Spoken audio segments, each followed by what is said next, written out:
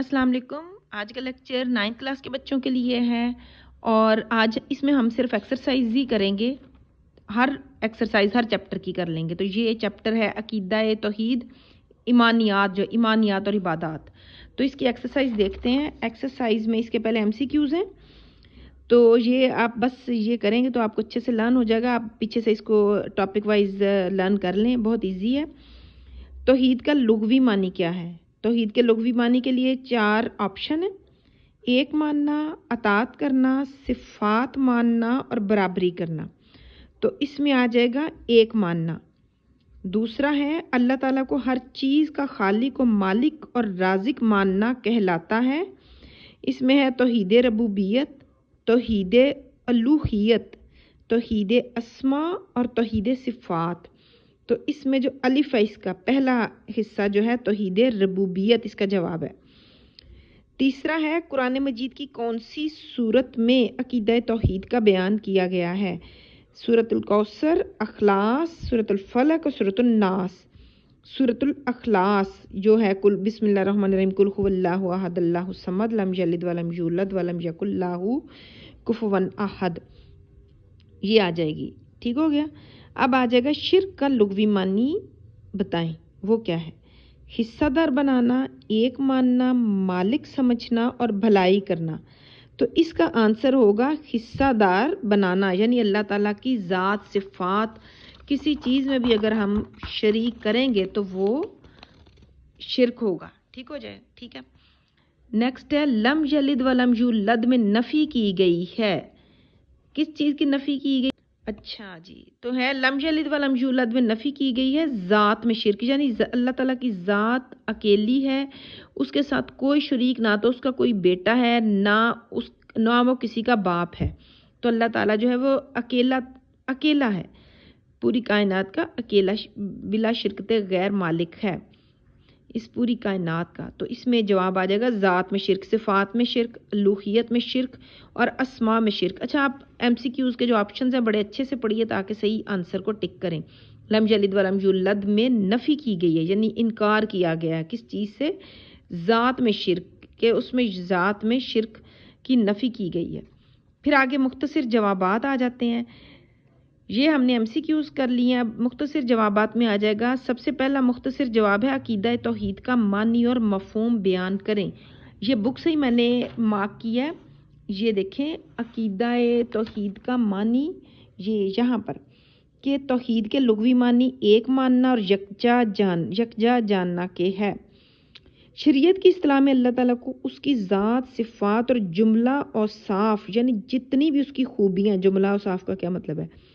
जुमला और साफ़ कमालात में यकता और बेमिसल मानना, यानी कि वो यकता उस जैसा और कोई नहीं और बेमिसल उसी की कोई मिसाल नहीं, और उसके तकाज़ों में के मुताबिक अमल करना तौहीद कहलाता है।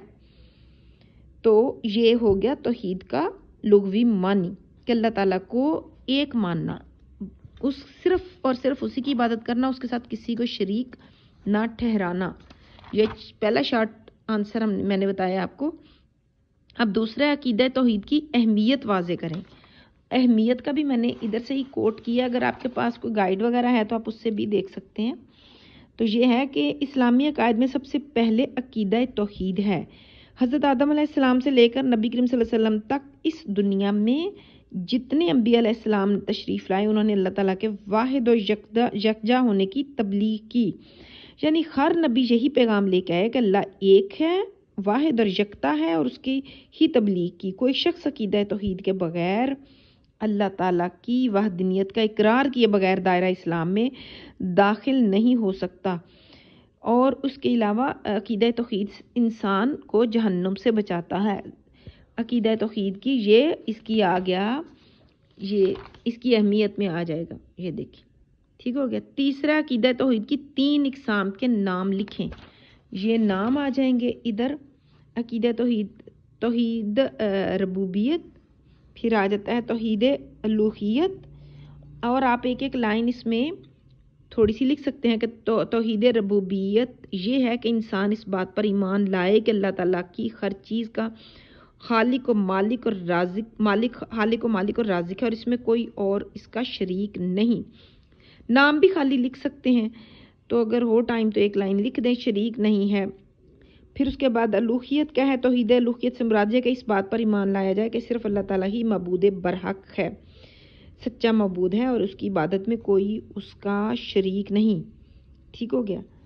یہ ایک ایک لائن آپ چھوٹی سی اگر لکھنا چاہیں تو، ورنہ صرف نام ہی لکھ دیں۔ توحید تیسرا ہے یہ، دوسرا اور تیسرا ہو جائے گا توحید اسماء صفات، اللہ تعالیٰ کو اس کے اسماء اور صفات، اسماء نام یعنی کہ اور صفات میں یکتا اور تنہا ماننا، توحید اسماء و صفات ہے، یعنی کہ اس کی جو ہے صفات اس کی خوبیوں میں آ جاتا ہے یہ۔ ٹھیک ہو گیا؟ یہ 3 ہو جائیں گے۔ یہ آپ چاہے صرف نام ہی بتا دیں۔ اور پھر اگلا ہے عقیدہ، ہم نے اقسام پڑھی ہے نا، تو اب توحید الوہیت کی مختصر وضاحت کریں۔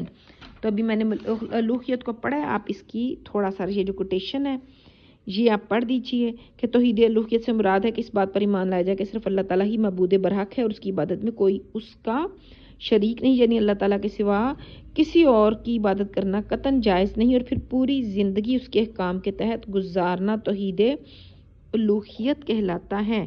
پھر آیت کا ترجمہ بھی آپ لکھ سکتے ہیں، قرآن مجید میں ارشاد ہے، میں اس کا ترجمہ پڑھ دیتی ہوں کہ جو شخص اپنے رب سے ملاقات کی امید رکھتا ہو تو اسے چاہیے کہ نیک عمل کرے اور اپنے رب کی عبادت میں کسی کو شریک نہ کرے۔ ٹھیک ہو گیا؟ یہ آپ ایک لائن اس کا آنسر لکھ سکتے ہیں۔ اچھا جی، یہ ہم نے توحید الوہیت کی مختصر وضاحت جو ہے وہ پڑھی ہے۔ اب شرک کا معنی اور مفہوم آ جاتا ہے۔ شرک جو ہے، شرک کا مطلب یہ ہے کہ اللہ تعالیٰ کی ذات، صفات اور اس کی جملہ صفات جتنی بھی اس میں کسی میں کوئی شریک ٹھہرانا شرک کہلاتا ہے۔ یعنی جو شخص عقیدہ توحید پر ایمان نہیں رکھتا وہ شرک کا ارتکاب کرتا ہے، یعنی وہ عقیدہ توحید یعنی اللہ ایک ہے اس پر ایمان نہیں رکھتا تو وہ شرک کا ارتکاب کرتا ہے۔ عقیدہ توحید کا انکار شرک ہے۔ شرک کا لفظی معنی حصے دار اور ساجی ٹھہرانا، ساجی یعنی حصے دار بنانا شرک کا معنی ہے۔ کس کے ساتھ؟ اللہ کی ذات میں۔ شریعت کی اصطلاح میں ربوبیت، الوہیت اور اس کے اسماء صفات میں کسی کو اللہ تعالیٰ کا شریک اور حصے دار بنانا شرک کہلاتا ہے۔ یہ اس کا معنی اور مفہوم آ جائے گا۔ اچھا جی، یہ ہو گیا کمپلیٹ۔ اس کے بعد تفصیلی جو لانگ کوسچنز ہیں اس کے ہیں کہ عقیدہ توحید کی اقسام بیان کریں، وہ آپ نے پڑھی ہیں پیچھے، اور عقیدہ توحید کے اثرات تحریر کریں۔ ٹھیک ہو گیا؟ یہ اب آپ کو کوئی کنفیوژن ہے، ابھی ہم ایکسرسائز بھی کریں گے، آپ صرف ایکسرسائز ہی کریں اور باقی جو چیپٹر ہے اس کو آپ ضرور ریڈ کریں، کوئی پرابلم ہے تو وہ ڈسکس کر لیں گے۔ تو امید ہے آپ کو اچھے سے سمجھ آئی ہوگی۔ انشاءاللہ یہ سلسلہ اب شروع کیا ہے تو آپ کو نیکسٹ ایکسرسائز بھی جلدی کل کروا دوں گی۔